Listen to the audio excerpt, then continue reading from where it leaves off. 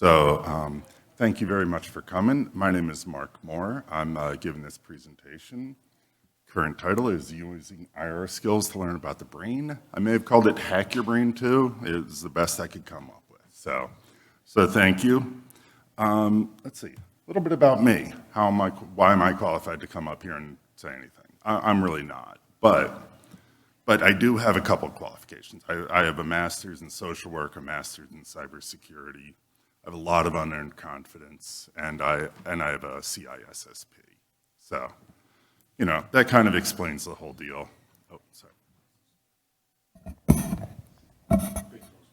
Okay, no problem.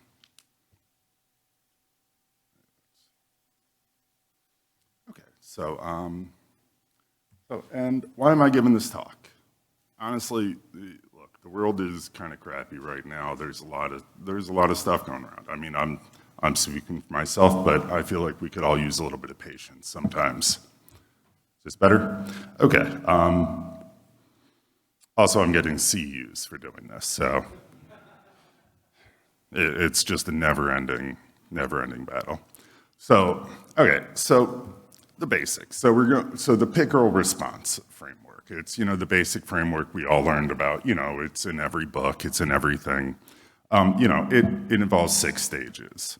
I've made this one a little realistic and turned prevention down to very tiny, because nobody knows. You know, that's all the stuff that we're supposed to do as, you know, as cybersecurity people that we don't. You know, it never really happens. So we're going to start with, you know, the other part of the PICERL system, which is the isolation, containment, eradication, recovery, and lessons learned. So, you know, basic steps. So in dealing with grief, in dealing with the human mind, we have other frameworks too. So one of the other frameworks you use for grief are the Kubler-Ross stages of grief.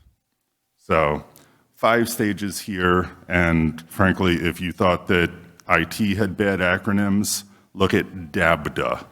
So you know, you have denial, anger, bargaining, depression, and acceptance. So the thing with stages of grief is, you know, it's nice. They look really nice here on the page, but you know, there's no rule that says it has to go in this order. You know, stuff gets out of whack all the time. It's normal, you know, so you don't have to start with denial if you can start with something else.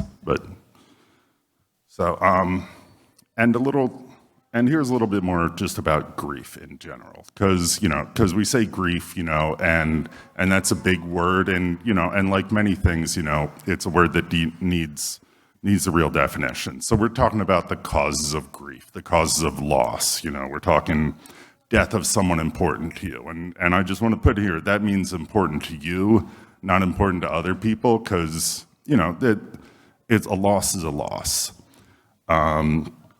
What else? You know, what other things can cause grief? Just illness, you know. I mean, this is, you know, kind of one of the classic presentations of this is, you know, when somebody gets, you know, a bad diagnosis, you know, and you go through those stages, you know, that's an illness. You know, money and career, obviously huge stressors, life changes like moving and graduation. Those can trigger a grief response. Love or lack thereof, always a stressor, and of course holidays, always terrible stressor.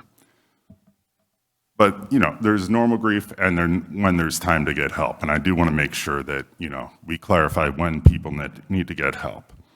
You know, you don't want to, if you're injuring yourself or others, if you're really negatively affecting your life, not just changing things, but, you know, burning bridges. Also, if you're already prone to depression, you have other major stressors going on because, you know, stuff doesn't only happen once at a time.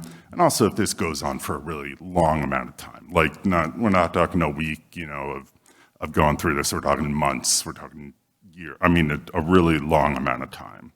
So those are things when you really need to get help, you really need to seek a professional. So, which I am not, by the way. So the stages. So my basic premise here is these stages do correspond to each other. So what we know about the PICERL system can help us remember what stages of the Kubler-Ross system we're in. We start off isolation. That's when you first get the alert. You're verifying. You're getting scope. Excuse me. This is where you get an alert and you're checking it out. Is it an actual virus, or is it somebody running a weird script? In the grief stage, that kind of corresponds to denial. Denial is that first. What do you mean? That first. No, that can't be happening. No, that's the wrong person. No, check again. That's denial. It's shock. It's confusion. It's avoidance. Sometimes it does present as some relief, though, because the brain is weird. Next stage, containment. So containment, that's where okay, you verified the alert's correct. Okay, now we got to quarantine. Now we got to limit the spread. We have to find out exactly what we need. We're scoping out, what our changes are, or what has happened, and that's what we're gonna, and that's what we're gonna focus on. In the stages of grief, that corresponds to anger. So anger, that middle stage is grief. We're all pretty familiar with that. It comes out. It's that frustration. It's irritation. It's anxiety. But it's the mind. It's taking that pain and attempting to put that pain elsewhere. It's directing it externally. That's anger. And look, it's a pretty hard stage to get through sometimes. Next, we're down to eradication in our system. Eradication is where we removed, we removed the virus, removed whatever sort of, incidents happening, and we're working on remediating. We have a scope, we know what we're doing, and now we're just getting rid of it.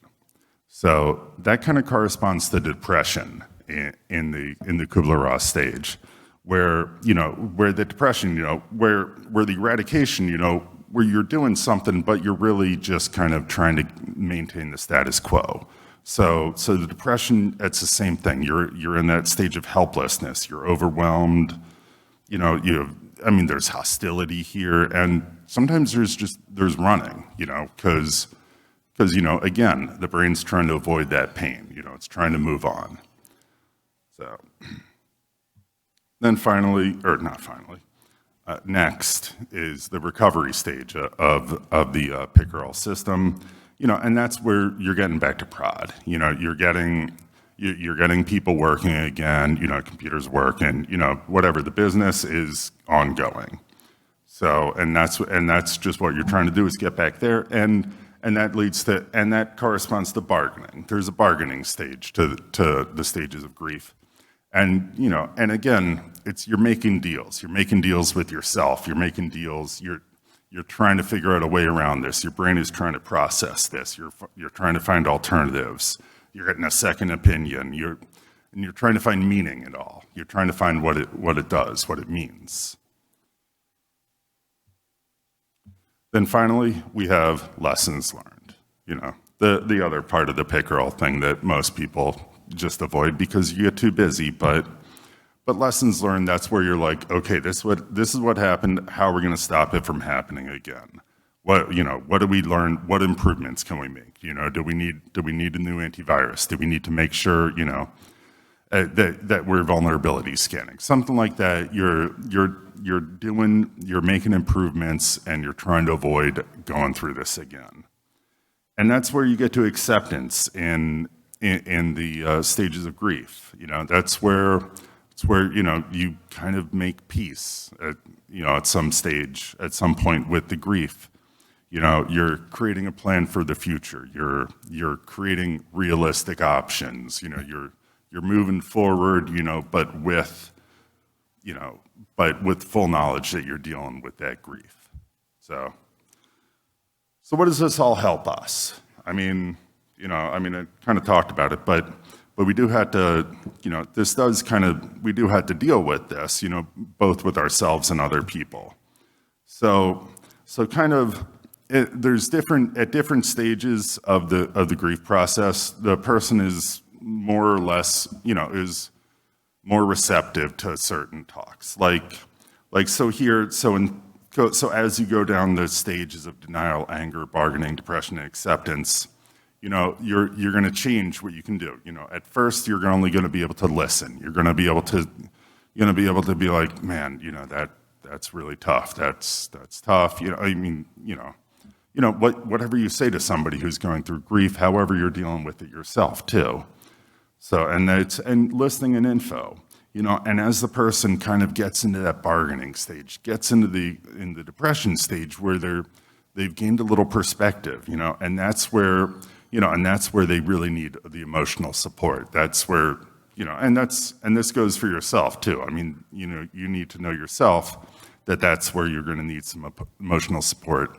And then, once a person's in the acceptance stage, that's when you can start, with guidance, but it's more like, if you don't want, let's say somebody gets in a bad car accident, you don't want to show up at the hospital and be like, hey, let's go get you in a new car right now, while they're still hooked up to tubes. You don't have that guidance. You need to move that on into the longer stages, into the later stages of the grief process. So, okay, now there's problems. So, the Kubler-Ross stages of grief. Look, it's possibly all just made up. I mean, it is all made up. I mean, it was somebody invented it, Elizabeth Kubler-Ross in the late 60s, early 70s, I think, said, hey, based on their knowledge, their experience, they said, hey, here's what I've been seeing. And, it resonated. So maybe it works, but look, psychological theories come and go all the time. That's just how it is. There's also anytime you're talking about psychological theories, you really have to acknowledge the gigantic cultural bias that goes into creating these theories. Okay, so think about it. Like how do you develop psychological theories? Okay, well you get therapists who deal with their patients and stuff. Also, you deal with a lot of college students. You deal with a lot of affluent people or more affluent people who can afford therapy. You get college students also who are going to take, they'll be like, yeah, I'll take a couple hours worth of standardized tests for $10. I mean, that's just what you do in college, when they do labs and stuff. And so, but that does give you a pretty self-selecting population, So you do have to, decide, does this really work for everybody, or does this work for, people who were in college in the 70s and 80s when they were developing these things? So also all psychological models are flawed because, everyone's different, and, everything's so granular that, no two people are the same, it can all just basically be made up, But generally, when you have one that resonates, there's at least some validity to it. So that's why I chose the Kubler-Ross here. Finally, any questions? So that's it for my presentation. Thank you all. I'm happy to take any questions. Apparently, we don't have a microphone, so if you just shout it out, and I'll repeat it if there's any questions.